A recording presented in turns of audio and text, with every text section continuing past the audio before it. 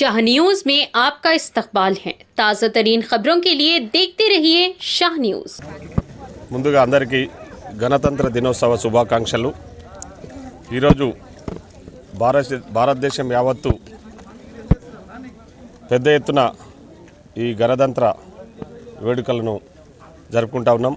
ఇప్పుడే మహబూబ్నగర్ జిల్లా హెడ్ క్వార్టర్లో కాంగ్రెస్ పార్టీ కార్యాలయంలో డీసీసీ ఆధ్వర్యంలో ఈ గణతంత్ర వేడుకలను ఘనంగా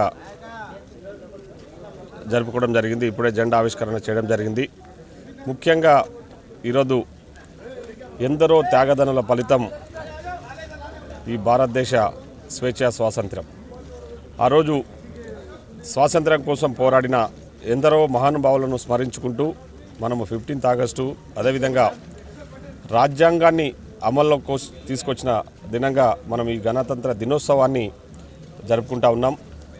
ఈరోజు రాజ్యాంగానికి తూట్లు పొడిచే విధంగా రాజ్యాంగాన్ని అవమానించే విధంగా భారతదేశంలో బీజేపీ పార్టీ వ్యవహరిస్తున్న తీరును ప్రజలందరూ కూడా గమనిస్తూ ఉన్నారు। ముఖ్యంగా వాళ్ళ ప్రవర్తన శైలి ఏ విధంగా ఉందంటే రాజ్యాంగం కల్పించిన హక్కులను కూడా హరించే విధంగా ఈ రాజ్యాంగాన్ని రద్దు చేసి వాళ్ళ సొంత రాజ్యాంగాన్ని తీసుకొచ్చి ఈ భారతదేశ ప్రజల సార్వభౌమత్వాన్ని స్వేచ్ఛను హరించే విధంగా ఈరోజు బీజేపీ పార్టీ వ్యవహరిస్తూ ఉంది। దాన్ని మేము తీవ్రంగా ఖండిస్తూ ఉన్నాం। ఈరోజు మా నాయకులు శ్రీ రాహుల్ గాంధీ గారు సంవిధాన్ బచావో అనే నినాదంతో దేశవ్యాప్తంగా ప్రజలందరినీ కూడా ఏకం చేయాలని, మొన్నటికి మొన్న భారత్ జోడో అనే నినాదంతో కన్యాకుమారి నుంచి కాశ్మీర్ వరకు పాదయాత్ర చేసి ఈ ప్రజలందరినీ కూడా ఏకం చేయాలనే లక్ష్యంతో ఆనాడు పాదయాత్ర చేసిన వ్యక్తి భారతదేశ చరిత్రలోనే ప్రపంచ చరిత్రలో ఎవరు లేరు ఒక రాహుల్ గాంధీ అని చెప్పేసి ఈ సందర్భంగా తెలియజేస్తాను।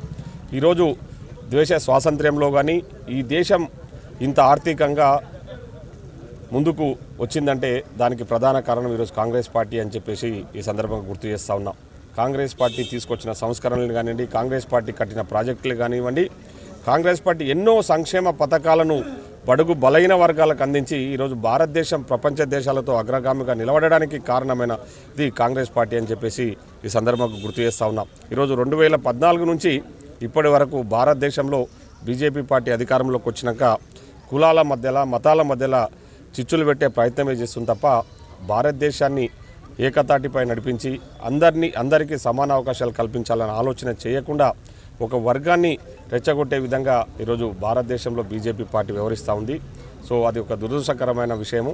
కానీ మేమంతా కూడా ఈరోజు కాంగ్రెస్ పార్టీ నాయకులము పైనుంచి కింది వరకు సంవిధాన్ బచావో, రాజ్యాంగాన్ని కాపాడదాం, రాజ్యాంగం కల్పించిన హక్కులను ప్రజలకు అందిద్దామనే ఆలోచనతో మేము ముందుకు పోతా ఉన్నాం। ప్రజలందరూ కూడా ఆ విధంగా ఆలోచన చేయాలని చెప్పేసి మేము కోరుతా ఉన్నాం। ఈరోజు ముఖ్యంగా తెలంగాణ రాష్ట్రంలో భారతదేశం మొత్తం అంటే ప్రపంచ దేశాలు కూడా ఈరోజు తెలంగాణ వైపు చూసే విధంగా మన రాష్ట్ర గౌరవ ముఖ్యమంత్రి శ్రీ రేవంత్ రెడ్డి గారు పాలన కొనసాగిస్తూ ఉన్నారు। మొన్నటికి మొన్న మీరందరూ కూడా చూసింటారు, కని విని ఎరగని రీతిలో దావోస్లో జరిగిన వరల్డ్ ఎకనామిక్ ఫోరం ద్వారా పెట్టుబడులు దాదాపు 1,78,000 కోట్ల రూపాయల పెట్టుబడులు తీసుకొచ్చేసి ఈ తెలంగాణ రాష్ట్రాన్ని అన్ని రకాలు కూడా అభివృద్ధి చేయాలనే లక్ష్యంతో ముందుకు పోతా ఉన్నాం। ఈరోజు ఈ ప్రజాపాలన ద్వారా ఈరోజు ముఖ్యంగా ఒక 6 అంటే మేము ఇచ్చిన గ్యారెంటీలలో ఆల్రెడీ కొన్ని అమలు అవుతా ఉన్నాయి। ఇంకా 4 పథకాలను ఈరోజు బ్రహ్మాండంగా ప్రతి తెలంగాణలో లాంచ్ చేయబోతా ఉన్నారు మా గౌరవ ముఖ్యమంత్రి గారు। ముఖ్యంగా రేషన్ కార్డ్స్ గత 10 సంవత్సరాలుగా తెలంగాణ రాష్ట్రంలో రేషన్ కార్డులు లేక చాలామంది ఆర్థికంగా వెనుకబడ్డ వాళ్ళ ఇబ్బందులు ఉన్న విషయాన్ని దృష్టిలో ఉంచుకొని ఈరోజు రేషన్ కార్డ్స్ కానివ్వండి, ఇందిరమ్మ ఆత్మీయ భరోసా కానివ్వండి, అదేవిధంగా ముఖ్యంగా ఇందిరమ్మ ఇండ్లు, పేదోడు కలలు అనేది ఇందిరమ్మ ఇండ్లతో పాటు రైతు భరోసా, ఈ 4 పథకాలను కూడా ఈరోజు మధ్యాహ్నం 1 గంటకు మా గౌరవ ముఖ్యమంత్రి శ్రీ రేవంత్ రెడ్డి గారి చేతుల మీదుగా తెలంగాణ రాష్ట్రంలో లాంచ్ చేయబోతా ఉన్నాం।